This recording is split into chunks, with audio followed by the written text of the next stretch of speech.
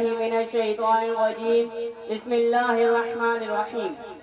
آئیے سب سے پہلے آقا رحمت للعالمین صلی اللہ تعالی علیہ وسلم کی بارگاہ اقدس میں جھوم جھوم کر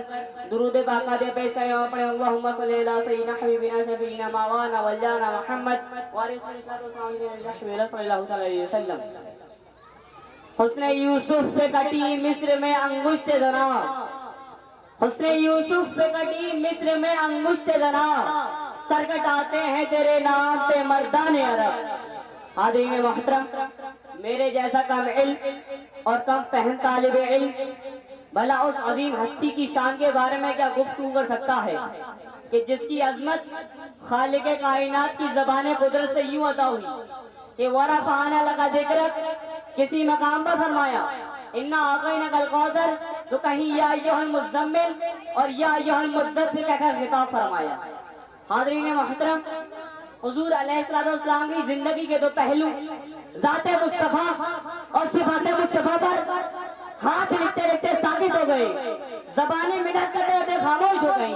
محقق تحقیق کرتے کرتے ملک عدم کو روانہ ہو گئے، مفسر تفسیر کرتے کرتے موت کی آغوش میں ہو گئے، مگر ذات مصطفیٰ اور صفات مصطفیٰ کا ایک باب بھی پورا نہ ہوا۔ حاضرین محترم، سنیں میری کیا مجال کہ میں اس محجبین کی شان کے بارے میں لب کشائی کروں کہ جس کے دست اقدس کی ایک انگلی اٹھتی ہے تو چاند کو دو ٹکڑے کر دیتی ہے، جس کے قدموں کی آہٹ کو پا کر کعبے کے بت سجدہ رہ جاتے ہیں، اس پہ کرے نوری پر طائف کی بستی میں ظلم کے پہاڑ توڑے گئے، مگر زبان مقدس سے بددعا نہ نکلی بلکہ بابولے قلندر لاہوری دعا مانگی الہی کون کو چشمے بصیرت دے، الہی کون کو چشمے بصیرت دے، بے خبر ہیں بیچارے تو انہیں نور ہدایت دے۔ حاضرین محترم، حضور علیہ السلام کی رحمت کا عالم تھا کہ آپ نے حضرت عبداللہ بن عباس جیسے مفسر قرآن تیار فرمائے کہ جن کی تفسیر قرآن سے دنیا قیامت تک استفادہ کرتی رہے گی، اور بحیثیت جلیل ایسے سپہ سالار تیار فرمائے کہ زمانہ جنہیں خالد بن ولید کے نام سے جانتا ہے یوں سمجھے کہ سچائی کی تربیت کی تو صدیق اکبر بنا دیا، عدل کا درس دیا تو فاروق اعظم بنا دیا، سخاوت کی نگاہ اٹھائی تو عثمان غنی بنا دیا، اور مکتب شجاعت میں علی شیر خدا بنا دیا۔ آخرکار حضور علیہ السلام کی تعلیمات اور سیرت کی روشنی میں حاضرین کو ایک پیغام دے کر اجازت چاہوں گا کہ محبت کی نظر اہل وفا کی شان پیدا کر، بلندی اور پستی کی ذرا پہچان پیدا کر، اور دماغ و دل کی اکثر قوتیں پنہا رہی اب تک،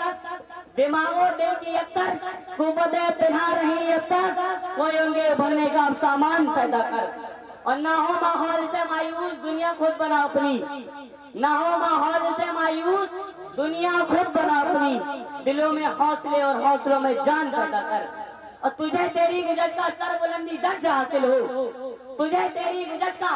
سر بلندی درج حاصل ہو، تجھے تیری گزشت کا سر بلندی درج حاصل ہو، وہ حکمت وہ ہنر وہ ذوق نادان پیدا کر۔ وما لنا الا البلاغ۔ السلام علیکم ورحمۃ اللہ تعالی وبرکاتہ۔